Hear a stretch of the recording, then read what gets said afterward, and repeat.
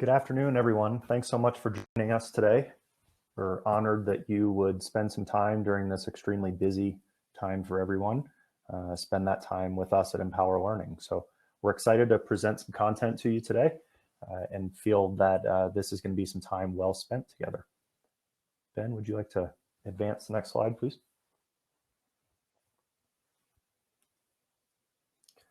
So I wanted to give a quick background on today's facilitators. On the left there is me, Sean Duncan. I'm the Strategic Change Officer here with Empower Learning. And then doing the bulk of the heavy lifting today is going to be Ben Hartlieb. He is the Executive Director of Client Services here at Empower.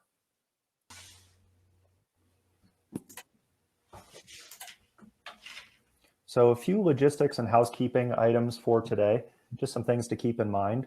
We have been very active on social media, as probably many of you have as well recently. So you can follow us at EmpowerCBE. We are on Facebook at Empower Learning Competency-Based Education. Our website is empowerlearning.net. We are continuing to revamp the website and build out some specific resources that are helpful to both administrators and teachers right now. Some logistics for today. So on your left side of your screen there, you should see a section for questions. We are going to have a Q&A section open towards the end of the session today. So you can submit your questions there. Feel free to use the chat, but please keep the overall questions in the question section and then any side conversations in the chat, if you could. Finally, the session will be recorded and we will share that along with the slides and the links to any resources that we make reference to. So I want to take a minute to, before passing it over to Ben, to just orient us within the work that we're going to be addressing today. So what you see in front of you is the Empower Strategic Plan for Teaching Remotely. We recognize that there is a strong need for some very specific steps that administrators and teachers in particular can take in supporting the environment that we find ourselves in.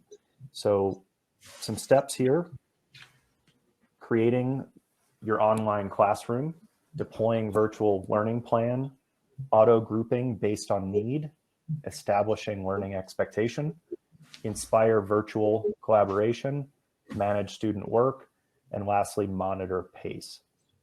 Today, we are going to dip into and focus on the deploying of a virtual learning plan. So that will be our focus today.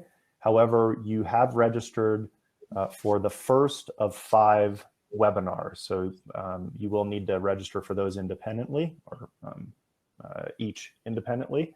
However, today is the first in a series of 5.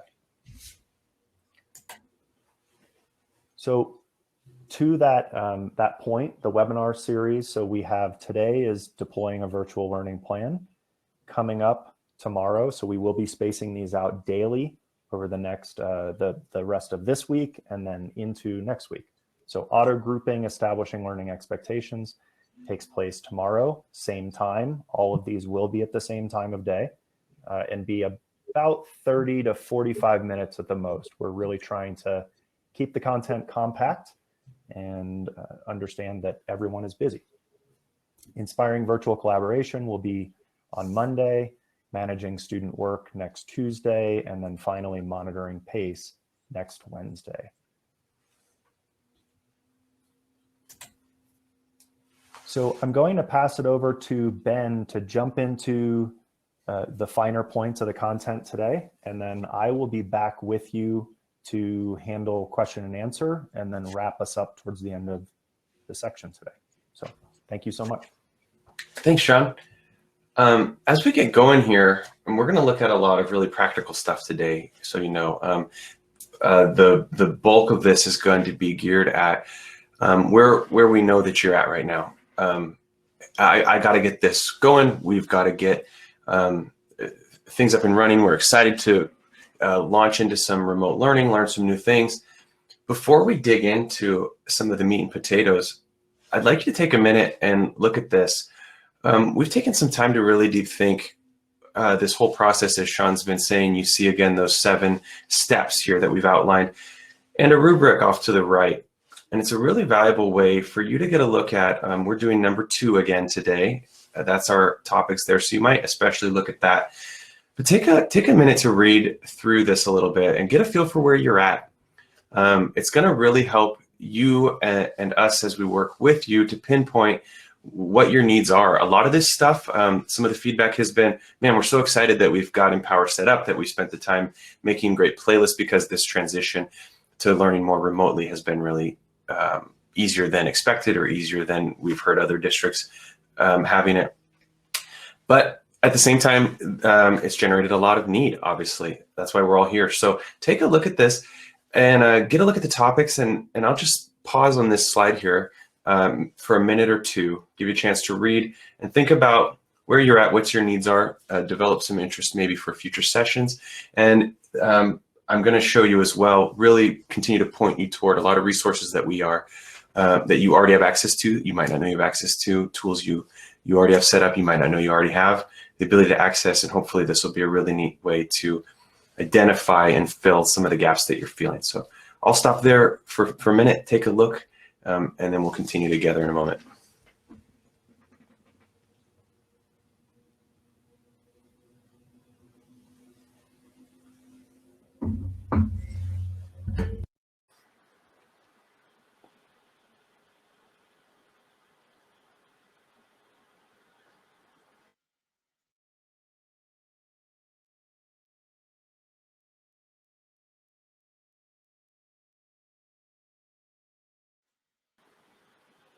Ben, based on people's internet connections, that text might be a little blurry.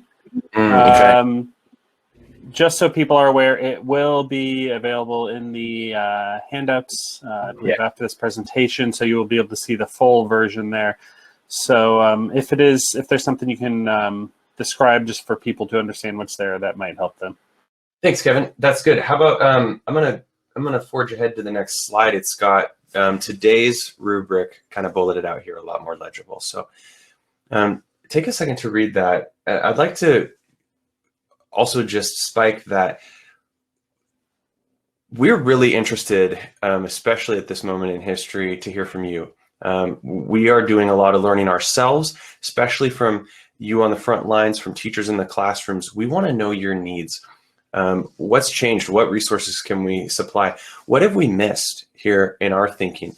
This is some of our best thinking, and knowing and realizing that what works in the classroom, the best practices in the classroom, translate really well to working at home, to working remotely as well. But nobody knows that better than many of you here in the audience. So as you look at this, think of it with that kind of critical lens as well. And please, please, I'll reiterate this throughout, reach out to us and let us know how we can support you, how we can create things for you to make this work. So as you can see there, our main goal today, we're going to dive into it, is about learning plans, what we call playlists mostly in Empower. And we're going to learn about how to make these some best practices. Again, things that are there that you might not have known were there, that are really valuable, especially when teaching remotely. Some of the life cycles that these things go through, how we can share these, etc. And we're going to expand on this. This session is kind of about creating those in such a way that the next sessions really fall into place, that we look at auto groupings, that we collaborate as we work through these things, that we manage the students, their work, the stuff they turn in, the feedback we're giving them, et cetera, and that we keep them on pace to complete the learning. So this is just one step of this process. What's really cool about Empower playlists, we're showing here an example from a secondary school there in the background and a primary school in the foreground. We hear a lot about anytime, anywhere learning. That's really what this is. This gives us a chance to do some lesson planning that we can do as easily in the classroom face-to-face as out by the creek on a field trip or at home at our separate homes even. And this is something that we can do for anyone. Don't think that just because, well, my kids are in primary school, that there's not an opportunity to leverage these tools. The screenshot that we're showing is actually a set of learners from kindergarten. They're pre-literate, but this teacher has really effectively used these for lesson planning and for organizing her own content, being able to deliver that, monitor that really, really effectively, even if the students aren't super self-directed. And another thing that I'm going to emphasize over and over is Empower. This is your home base. This is, think of these almost as your lesson plans, your organizational folders. You have got kids working on lots of different things. There's a lot of apps out there, a lot of websites out there, and we're going to take a peek at how we can include those here so it becomes kind of home base to be able to dole out the work, monitor it, talk about it, etc. A little closer look at one of these instruction tabs. I just wanted to point out a lot of things. There's a lot happening here, and I think it's not uncommon to kind of get in your pathways. Like you do that first PD, you learn a few of the basics, and then those are the buttons that you use. And hopefully this session will kind of push you to expand, to click around a little bit more. There's a lot of opportunity here to create.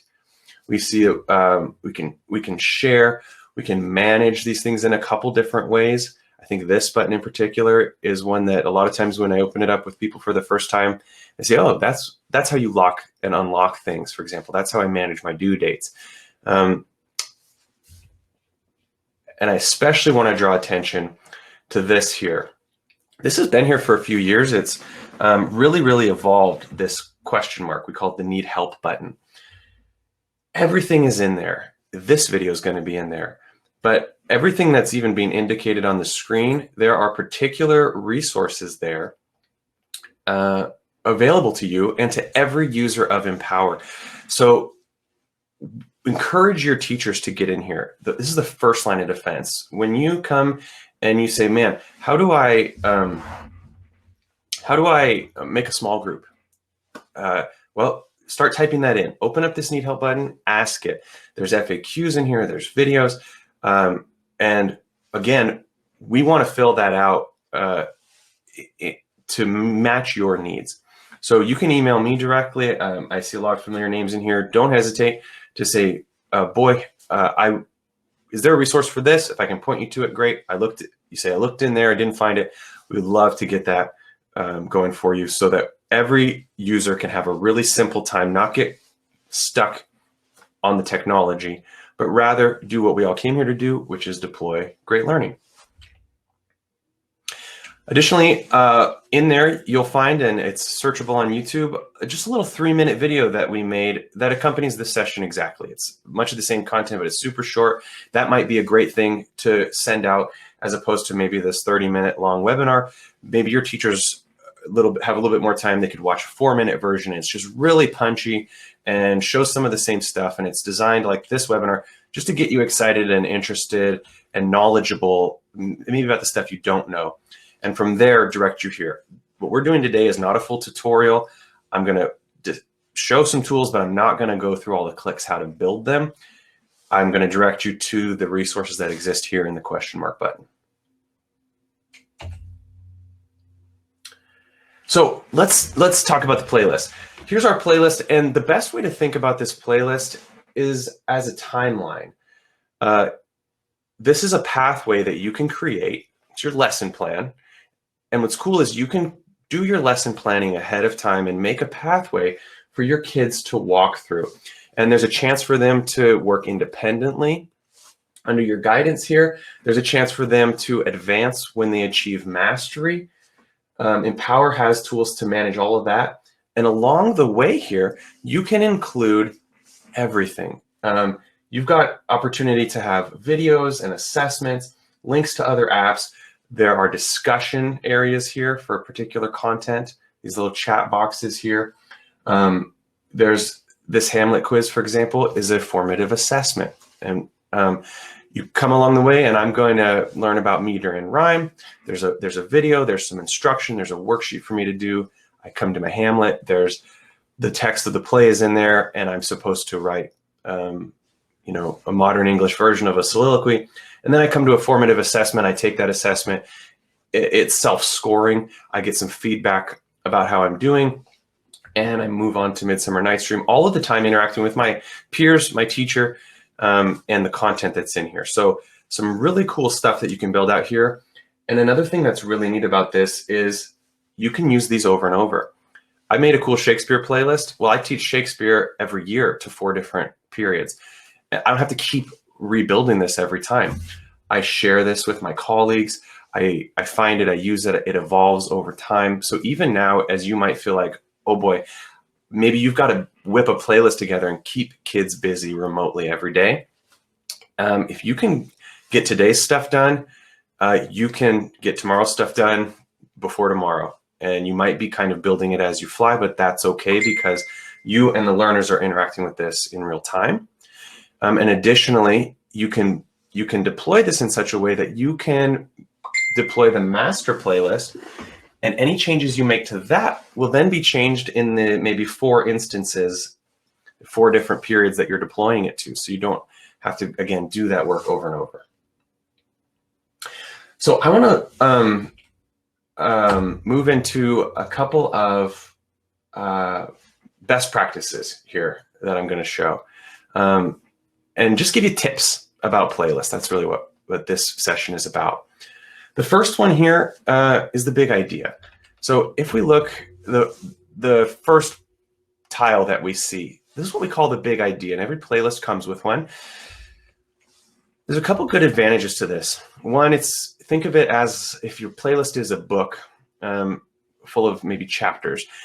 This is the cover. This is the jacket sleeve that tells what we're going to learn, etc. But the big advantage that you might not know about that I want to spike with this graphic is there's an opportunity in there to attach this playlist to some standards.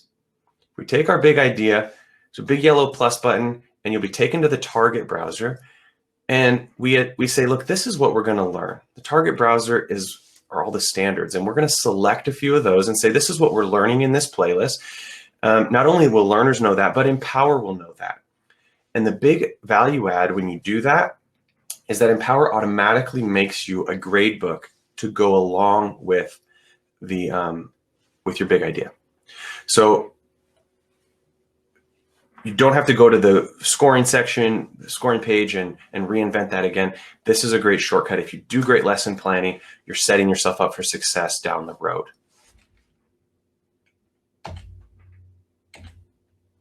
Another best practice here, store it all here. Really common question this week is about interoperability, is about what do I do if I've got kids working in Khan Academy, or there's Discovery Ed, or I want my kids to look at these resources. That's the point of Empower here. So here you can see I've got an activity open. Not only am I able to put steps within my activity, I'm able to give instructions, and I'm able to align resources from all over the internet or things that I upload here so that those kids can interact with those in conjunction with my instructions. So don't feel like I've got to work in 10 systems. Bring that all together, plant it here, use it year after year, use it 4 times a day. Kids will encounter it in its place, etc. So do your organization in your building here. And again, this is what's going to set you up for some smooth sailing over these next few weeks, and honestly over the long arc of the next several years.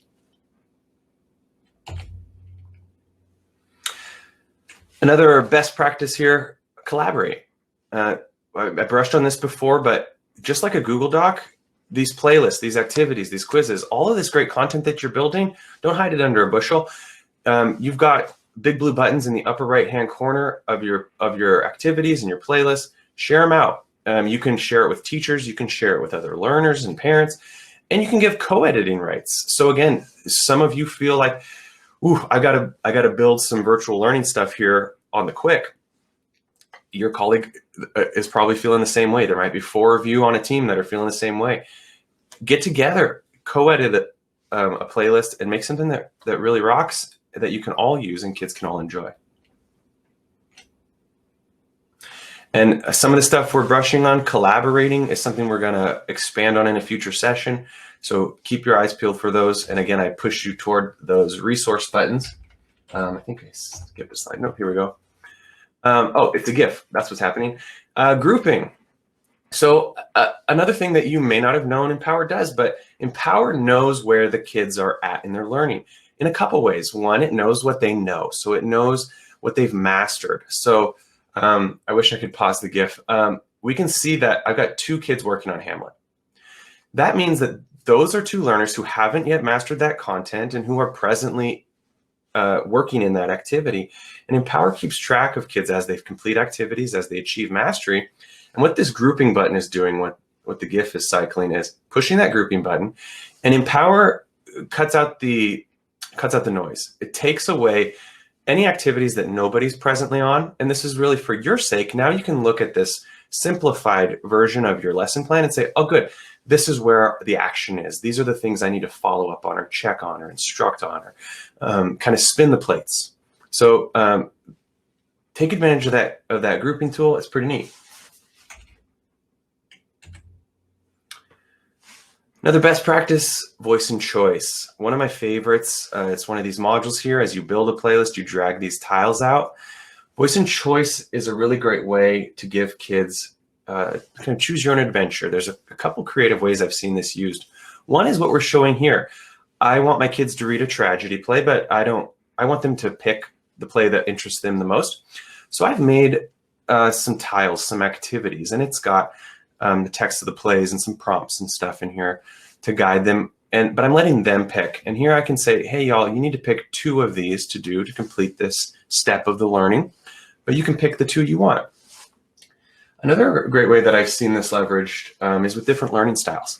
So I could give a chance for someone that's more tactile, someone that's more auditory. They're learning the same content because, again, what we care about always in this model isn't, did you jump through my flaming hoops, or did you sit in my class a certain amount of time? We want to know that you learned the content, and different people learn in different ways. So this is a great chance to give those kids something that's really going to engage them. Another place that this could be valuable is if you want to offer some extra help. This is a neat way to put resources and learning in their way without making it a hard and fast requirement necessarily. So you could say, hey, you need extra help, jump into here, and you can complete any of these activities that are helpful, or as a teacher, I'm advising you, or I'm assigning you these 3, and the rest of the class may be able to pass right by that.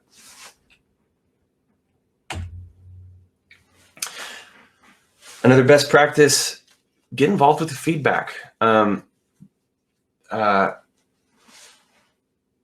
feedback has become especially important. And again, it's kind of been a real hot topic over the last week plus, because you don't have that face-to-face time anymore. But Empower's made it really easy. There are several different places where you encounter conversations on that instruction page. You can have a whole group chat. We can have just a group discussion and talk in there about science in general. We can talk just about one of our activities. So it's a group chat. All the kids are in there, and we're talking about Robinson Crusoe that we're reading this week.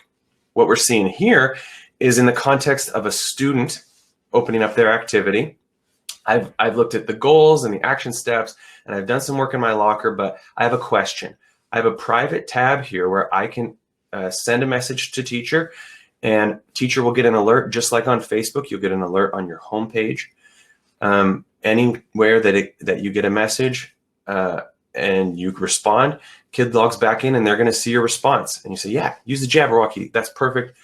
And so a lot of this FaceTime is really important. I really, really appreciated something, not only that Kevin said in our last webinar, but something that my kids' teachers have been really sweet about, is realizing that it's not just about delivering this content. There's a lot of relationship that happens that was suddenly interrupted. And that's really, really important social emotionally to the learners, but also for the sake of their learning. So take some opportunity, take some extra opportunity if you can. My kid's teacher just had a video chat earlier just so the kids could say hi and show each other their rooms. And it was, my my daughter just loved it. So get into these chats, know that they're here, and start encouraging the learners to continue being social learners and digging in. I wanted to hang a little lantern on this. So another pro tip or best practice, put some common assessment checks in there along the way. This is a really great way. Empower quizzes are self-scoring if you set them up with the objective question types. They can also give the score automatically, or they can just be a practice check. So it's a chance, again, to maybe fill in a little bit of a gap that you might do more organically in class, but still a best practice always for building these playlists. Put a few checks along the way where not only the learner can see how they're doing, but you can get a bead on where everybody's at. What's really neat about this, because it's standards-based, every question is going to be aligned to one and only one standard. So at the end of an assessment, you'll get a little report that you can look at that'll say, hey, Johnny, for example, he really understood the plot of Hamlet, but he really struggles with iambic pentameter. Now, there's no need for me to go and explain the plot of Hamlet to Johnny. I'm going to want to get with him, maybe get him some extra work or talk with him about meter and rhyme some more. I can see that's where he missed. And I'm going to celebrate the fact with him that he understood a pretty complicated plot structure, etc. So pretty neat. I really encourage you to use those, encourage you to get in, watch videos, and include those along the way.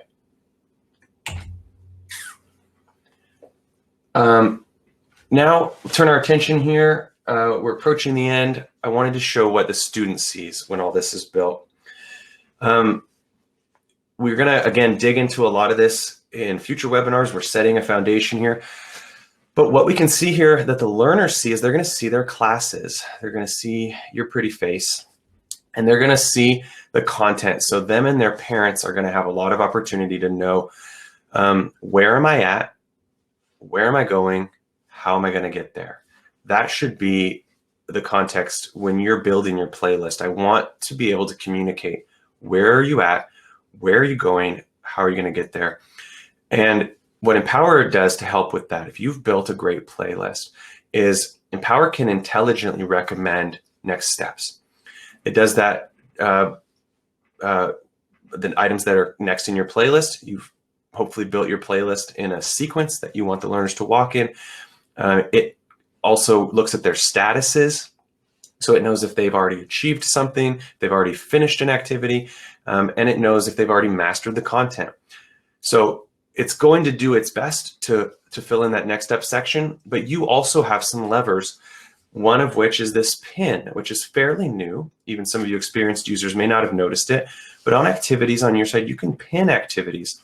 So one way that you can kind of dictate perhaps day to day, maybe for younger learners, this is the work today. Not only will Empower try to help out, but you can pin those things. Say, hey guys, I pinned your activities, just log in. It's the first thing you're going to see. Do that. Tomorrow, unpin, repin something else. So depending on your style, depending on your learner's readiness to be self-directed, depending on the instruction that you're doing, there's that among other options about how to make sure the learners are staying on task. Another thing to notice here is those pace meters.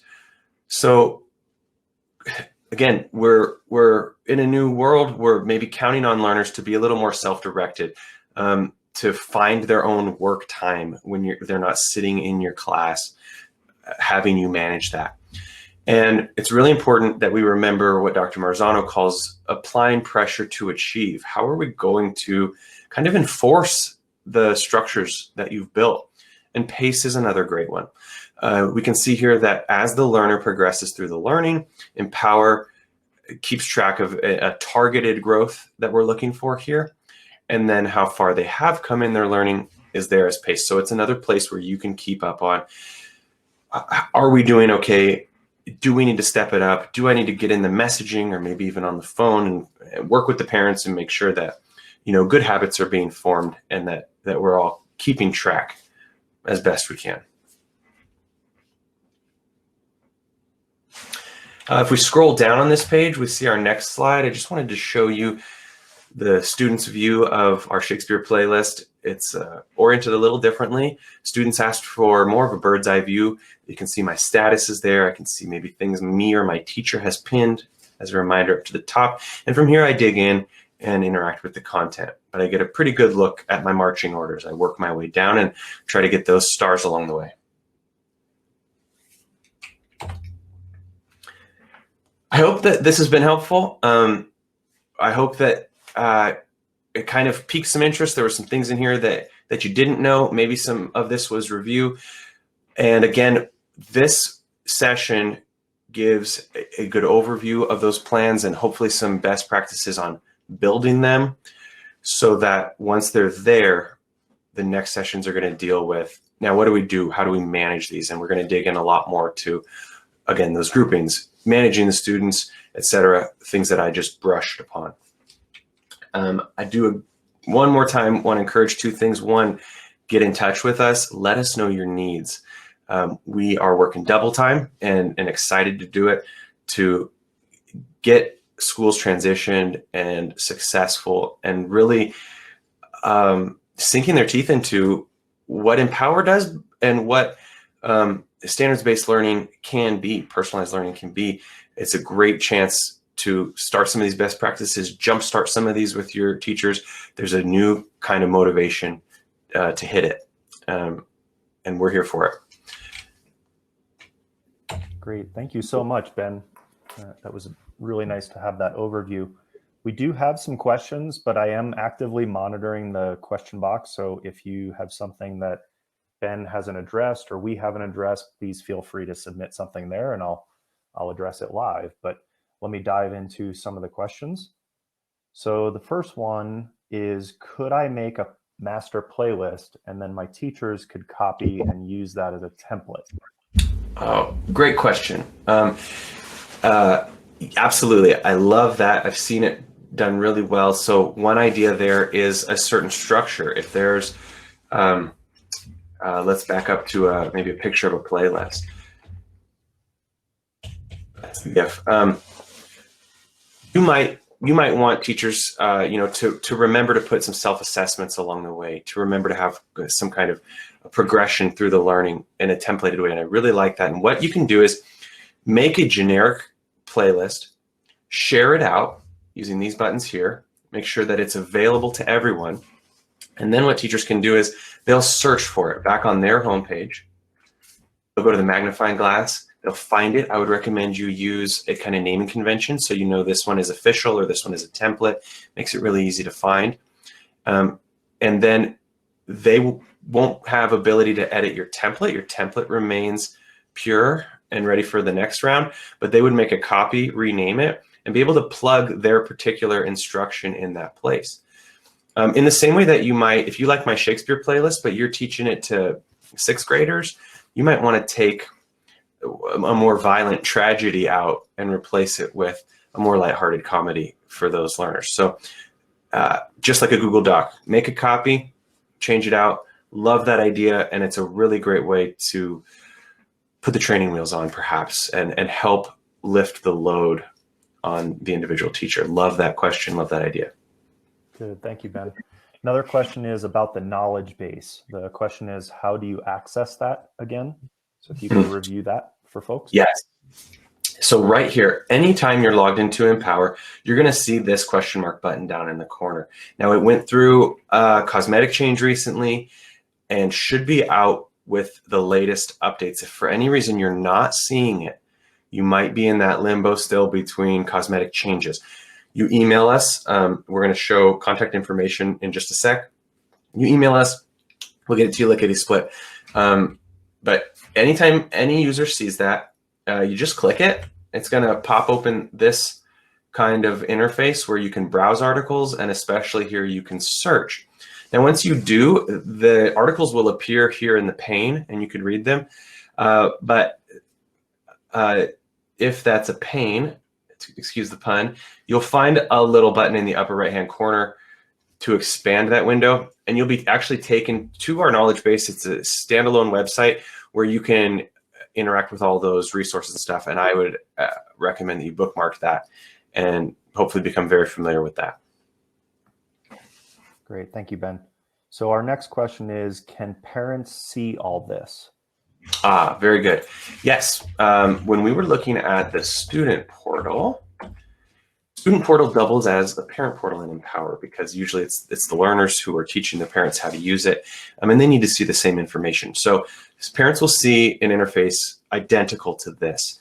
The only exception is they'll have a little toggle here where they can switch between the different students they may have working in Empower, but they'll be able to very much keep up on from a 30,000-foot view of the target browser where their learners are at, right down to literally, if you're using checklists, what letter does my student understand today, and what letters are they working on if they're working on such things.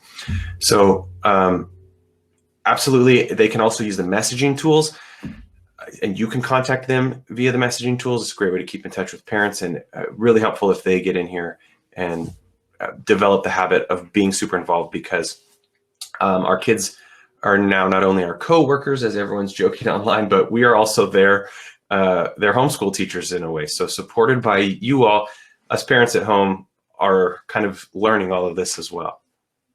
And there's videos, by the way, in the knowledge base. You can send those links to parents. So you might go to the knowledge base, find the videos. We've got videos addressed to parents where we talk to parents, where we talk to students about their page. That might be a great place to start. Maybe if you do a kind of mass email update, here's what we're doing, watch this video. Those are in there, and those would be great. Okay, great. We just got a brand new question come through. It says, in the classroom, we typically notify students in person that something new has been posted to a playlist. Do students see a notification on their homepage or get a notification in their email? They will see a notification on their homepage. Not only will they see that new thing there, and you may pin it if it's presently something they're supposed to be doing. It sounds like the context of the question, but also this little section, the class log. This is where kind of the news of the day happens. So if I log in, I'll see a little red alert there. Maybe I got 4 messages, and those will be, I got a new score, there's a new assignment posted, and my teacher sent me a message. Any kind of alerts like that will appear in the class log. So if they'll just keep up there daily, then they'll be A-okay. Great. I'll continue to take questions live. I do have a couple additional that have already come in. I'll take the next one. The question asked was, we're not currently using Empower, but see how this could help address some long-term gaps. Who should we talk to? My quick answer to that is, as we wrap up, I'll be providing some contact info. So feel free to reach out to me directly. So that was an easy one. Next up is, how can we have students work on other websites like Khan Academy and include that in an activity in Empower? Good. I'm glad that was asked again. So we'll go back to this slide. Empower is designed to be a delivery system. So again, think of it as folders in your computer, maybe.